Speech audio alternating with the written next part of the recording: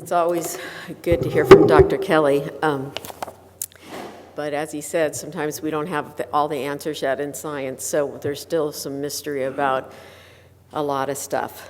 But first of all, I'd like to thank the P&A for asking me here today and for all their hard work, and I'd especially like to wish Bob a healthy recovery, because I met Bob 15 years ago with the P&A, and he certainly is one of the leaders in helping patients and educating the physicians. He really is the guy. So I'd like to say thank you to all his hard work and everything. And I'd like to quickly thank Christina. Could you stand up real quick? This is my partner in crime. I call her my sister friend, because she's a patient at Dr. Kelly's, and we met 15 years ago. And we've been best friends ever since. And so there's some good things that come out of horrible situations, and friends and meeting great doctors, and that's all part of it. So I love you.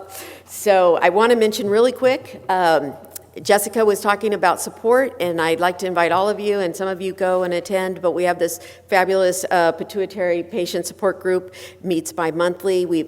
It's the only one in the country that has been going and has never missed a meeting in 15 years. So we work hard, and we try to do the best we can to get support to our patients and patients in the community, even if they didn't see Dr. Kelly or our doctors. And so I just enter, I think. There we go. So, okay.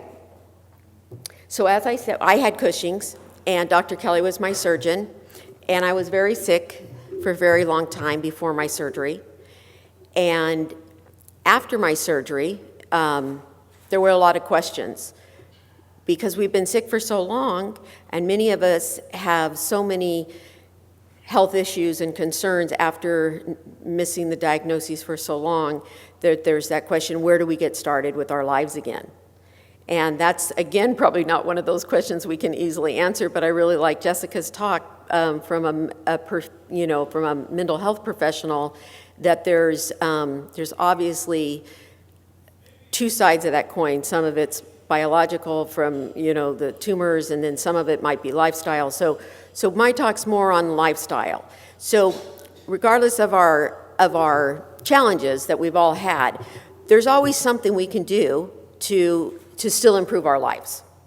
And so after my surgery, I wanted to advocate for patients, and I had to really look at myself first, because it's one thing to say I'm going to advocate and I'm going to make changes and I want to help educate the medical professionals and I want to raise public awareness, but if you're the blind leading the blind, what good are you doing?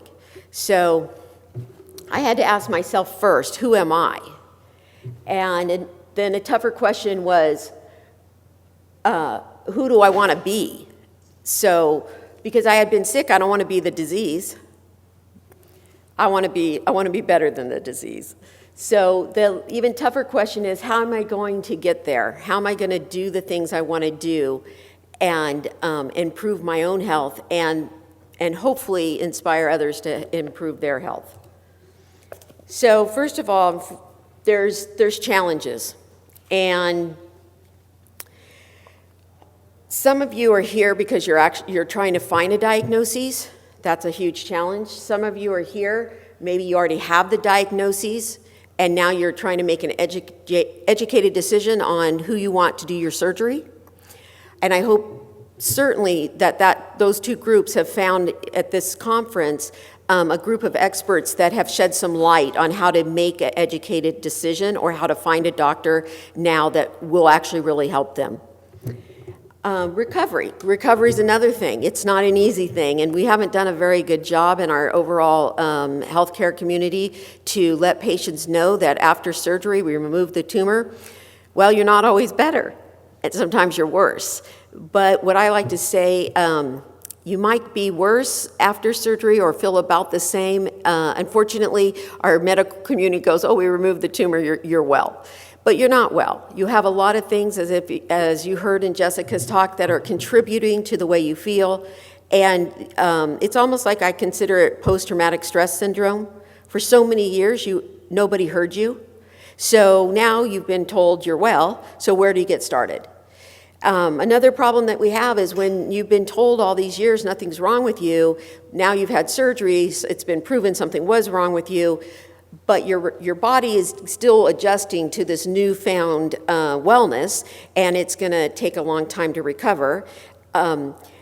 And so when you get even a cold, sometimes we start to panic because we revert back to these old patterns that I was sick for so long, nobody heard me, now I have a cold, is the tumor back? Or I don't feel well, is the tumor back? So so where do we go that we can start to kind of acknowledge those kind of feelings and respect them, but actually also do something in our life that we do start to get our lives back, so we don't stay there.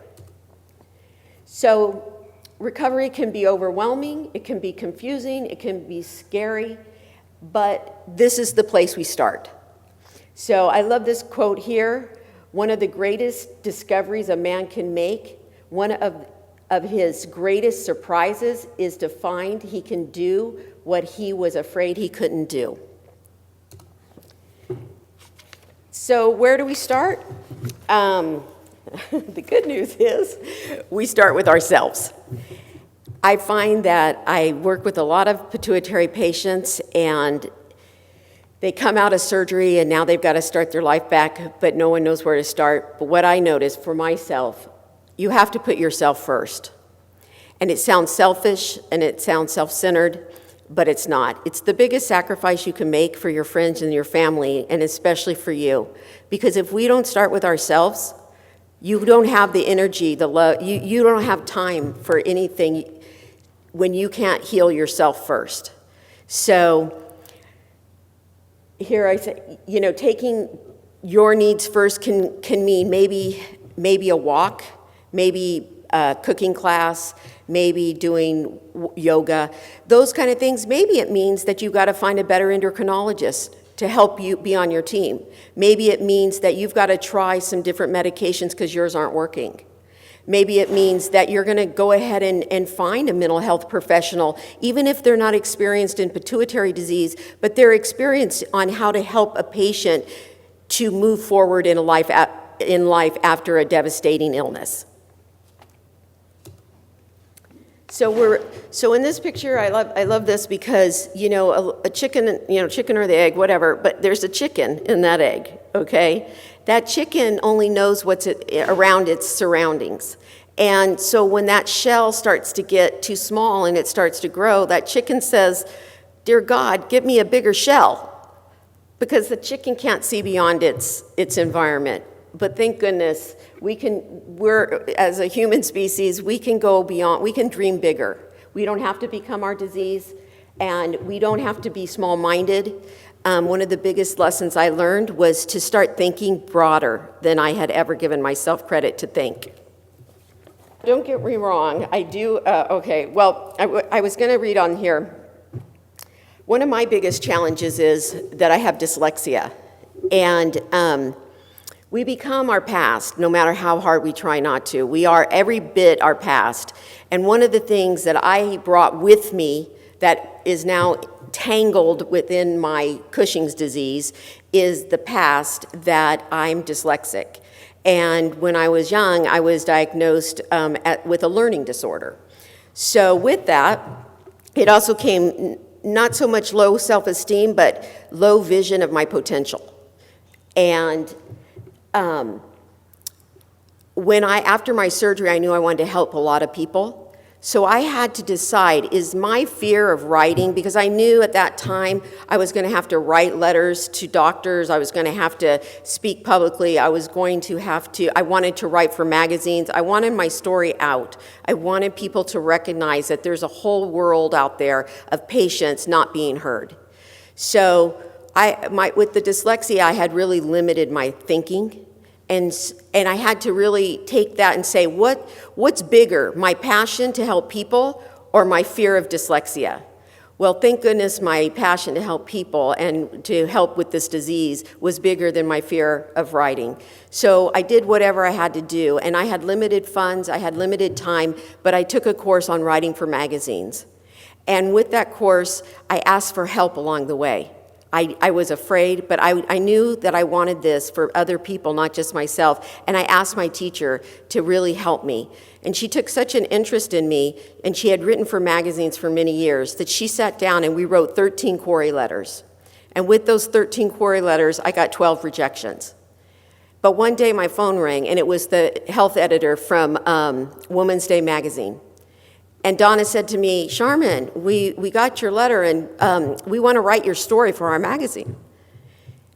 And somehow, it comes out of my mouth, I'm a writer, can I write it? Even as it came out of my own mouth, I'm like, what? So Donna said to me, you know what? Yes, you can write your own story. I think you'll do it better than anyone else, and if you need my help, I'll help you. It taught me a big lesson. Don't be afraid to ask. Don't be afraid to speak up. So I wrote the story. I didn't need her help, and she said I did as well as any of her seasoned writers. And from that, it went out to 8 million readers. From that, hundreds of patients were helped. It gave me the encouragement that sometimes a horrible illness is just cleverly disguised as a beautiful blessing. So after that, I wrote that article. Another magazine asked me to write an article for them, and they said, we only want 750 words. Again, I spoke up and I said, that's not good enough for your readers. This is a complex disease, and they deserve to know, and I can't write that much information in 750 words. So she said, you're right. I'm going to give you a full-page spread with pictures. And I wrote another story, and again, more patients were helped. From that, I started doing a lot of media and helping a lot of people. But I did it with the challenges I still have. I love this saying, life is not a journey to the grave with the intentions of arriving safely in a pretty and well-preserved body, but rather to skid in broadside, thoroughly used up, totally worn out, and loudly proclaiming, wow, what a ride.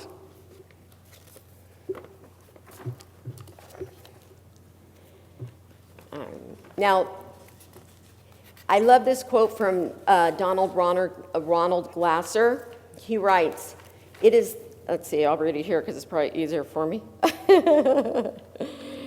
It's the body that is the hero, not science, not antibiotics, not machines or new devices. The task of a physician today is what it has always been, to help the body do what it has learned so well to do on its own during its unending struggle for survival, to heal itself. It is the body, not medicine, which is the hero. So it's imperative that we take care of our bodies and mind. No matter big or small, there's always something we can do to improve our health. Studies show that it's the conscious, creative minds that are most likely to recover.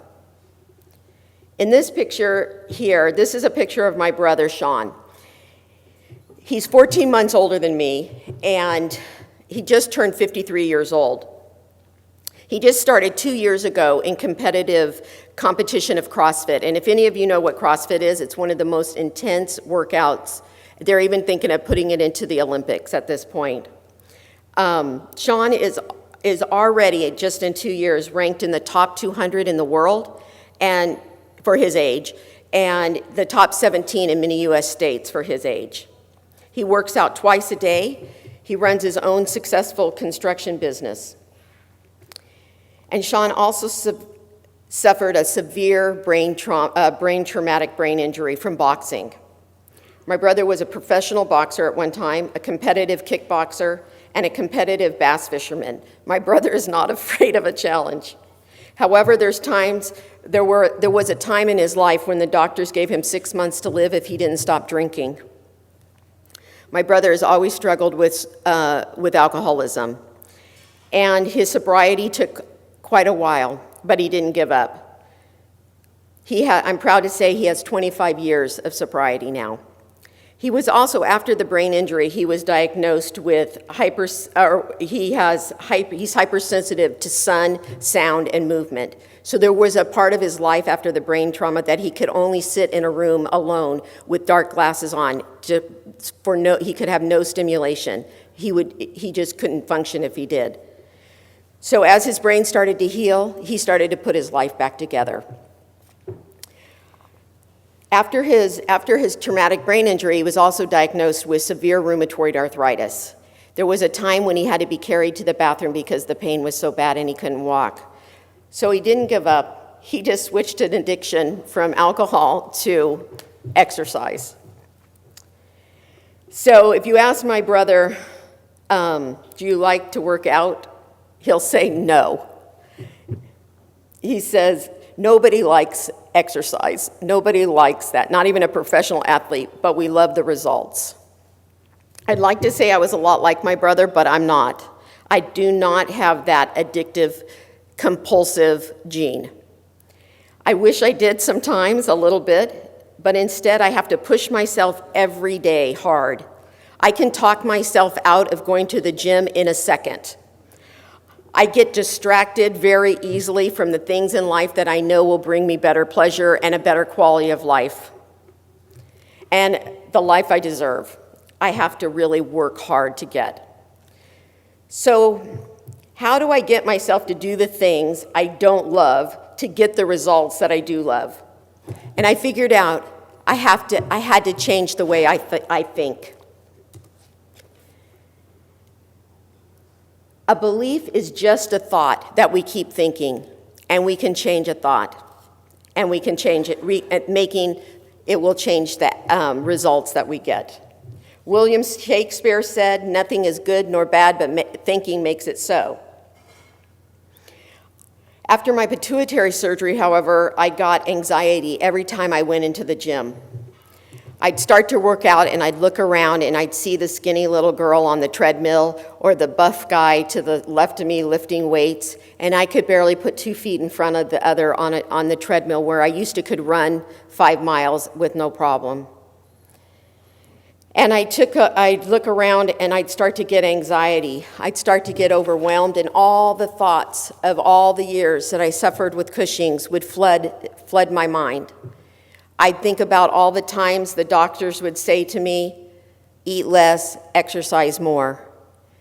I'd look around and see these beautiful women in their perfect little bodies, and I'd look down and think, I don't deserve to look this way. I didn't deserve to have a tumor that I gained 100 pounds. I remember I'd get an overwhelming feeling that I'd look at people and I'd remember my friends' faces when they would look at me after I had Cushing's, and they'd see this round red face, and they'd think to themselves, "Ooh, she's really let herself go." I had to look at myself, and I had to decide, what can I do to stop being angry about what happened? What can I do to make sure that I don't become this disease? I had to stop thinking the way I was thinking. I had to change the way I thought. For me, the inspiration to get my life back and to make sure I didn't stay in my past was when we started our support group. And I'd look in the faces of the patients that were coming in behind me, and they needed hope. And sometimes, if you can give someone else hope, you can do a lot more than you think. And sometimes, just by the fact that you know someone depends on you to do better, to show them they can do better, you step up to the plate. And that's what pushed me to a better recovery. And I'm not saying it was easy, and I'm not saying I still don't struggle with a lot of things, but I do know I've helped a lot of people, and I've lived a really quality life. So I love this here. So, everyone, all of our friends and family, they go, just think positive. If you just think positive, you just had surgery, think positive, you'll get better. Because they don't understand what that really means. We have a lot more to life than just thinking positive. It's good, but it's not the answer for everything. We also have to take action. And we have to remember to take care of ourselves first. So we can't worry what other people are saying. We have to do in our life what's going to work for us to live a quality life that we deserve. So When life gives you a challenge, learn to squeeze every drop of juice from that tough skin of yours and make something delicious out of your life. Remember first and foremost to take care of yourself to assure you have the energy to give to the ones you love. Find new ways to look at every situation. Even if you think that's the best way you can look at it again.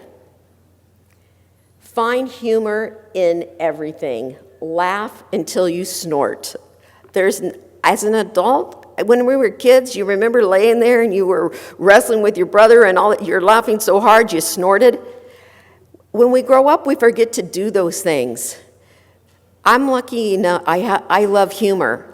And there's days where I'm not feeling happy. And I will turn on whatever comedy. I could see it 900 times. I have literally watched I Love Lucy shows thousands of times, but they always make me laugh. Find in life whatever it is that makes you laugh, and do it every day. Be grateful for everything. This disease was horrible. Living with Cushing's was horrible. The way I was treated from doctors was disgusting. But would I change it? Not for $1 million. Because through this disease, I have met some of the greatest people in the world. Dr. Kelly's team and Dr. Cohan are my family. Christina, my girlfriend Shadi, best friends, both had tumors. I've got to do things I never got to do before this. And the best part of it is I've made a difference for people that suffer with pituitary illness. I may have only got to move a golf ball 1 inch closer to the sun, but it's 1 inch closer to the sun. And that's what I live for. So always remember, nothing is good nor bad, but thinking makes it so. And really important, be inspired. For me, I watch Oprah, I watch TED Talks, I listen to talk radio on inspiring people. I do whatever it takes. I try to stay off Facebook where I read nothing but, depressing stories and people that are not living their life. For me, I post on Facebook to promote the things to help patients, but I don't do social media for entertainment. My life is more important to me than that. I want to be around people that are inspiring, that are going to push me forward. Today isn't just another day. Today, I'll create something beautiful, and that's really important. With or without challenges, we can always do that. If we did all the things we were capable of doing, we'd be literally astonished with ourselves, and that we know is true. So inspire and be inspired. Here's some of the things I was telling you about that I seek out for inspiration. I'm not sure if these are in your booklets, but if anybody wants them, they can contact me later. And again, I just want to invite all of you to our support group.